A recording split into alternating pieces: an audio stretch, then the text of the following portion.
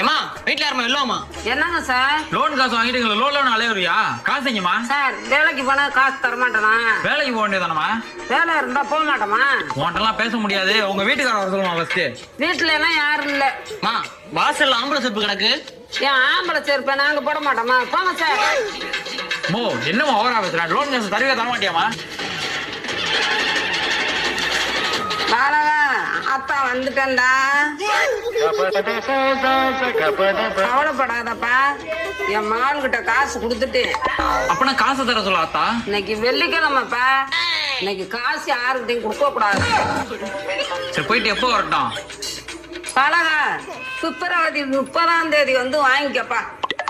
பிப்ரவரி 30ஆம் தேதி வருவேன். கரெக்டா காசு கொடுத்துறேனா? வாடா.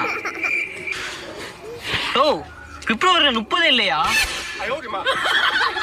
பொய் வாழ்வா